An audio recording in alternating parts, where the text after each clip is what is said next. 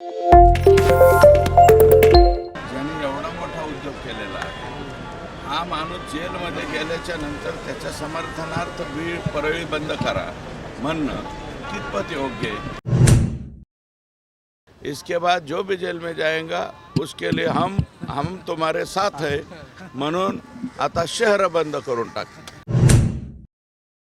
बरेच मला वाटतं पक्षाचे लोक यांचे जे आहेत यांच्यावरती अनेक गुन्हे बिने असलेलेच लोक असतील.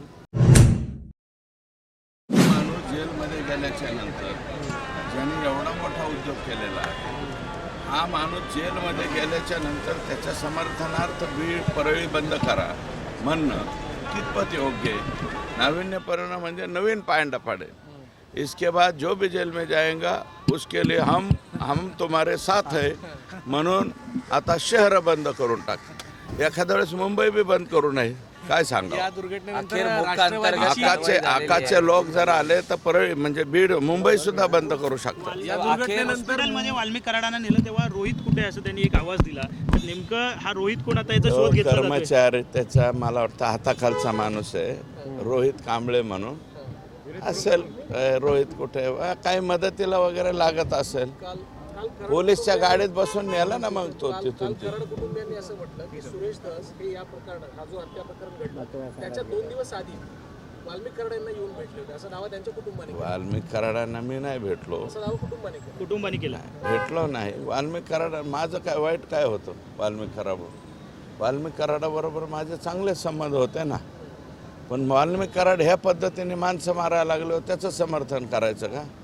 दोस्त आहे किंवा मैत्री आहे म्हणून जर असं वागून दिल्याच्या नंतरही असं वागल्यावर मग त्यांच्याबरोबर राहायचं का? तुम्हाला पटत असलं तर राहतो बाबा. जसे पण दोन मंत्री झाले बीडमध्ये, धसना मंत्रीपद मिळालं नाही म्हणून त्यांची धडपड सुरू आहे असा आरोप केलाय वाल्मिक कराड यांच्या पत्नीनं. अजित पवारांच्या राष्ट्रवादीची बीड जिल्हा कार्यकारिणी बरखास्त केली गेली. कशामुळं? या सगळ्या प्रकरणानंतर हो, मग आता ॲक्शन घेणार ना. माननीय अजितदादा ते राष्ट्रीय अध्यक्ष आहेत, प्रदेशाध्यक्ष आहेत तटकरे साहेब, ते जाहीर करतील ना. कारण याच्यातले जेवढे मला वाटतं विष्णू चाटे आतमध्ये गेलेले जे आहेत बरखास्त करावं लागेल, नाही ते इज्जतीचा पंचनामा होईल ना. ते तालुक्याचे अध्यक्ष होते राष्ट्रवादीचे.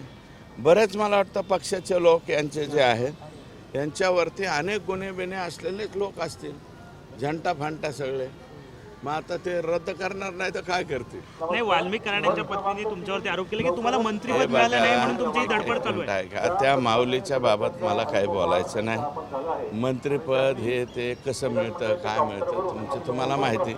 आणि मी मंत्रीपद नाही मिळालं म्हणून नाराज कुठं आहे? मी दुसऱ्या दिवसापासून संसदीय कामकाजाला लागलोय आणि तुम्हाला मी नम्रपणे सांगतो की पुढची 5 वर्ष मी विधानमंडळाचंच काम करेन आणि तेही सर्वात उजवं कसं होईल या दृष्टीनं प्रयत्न.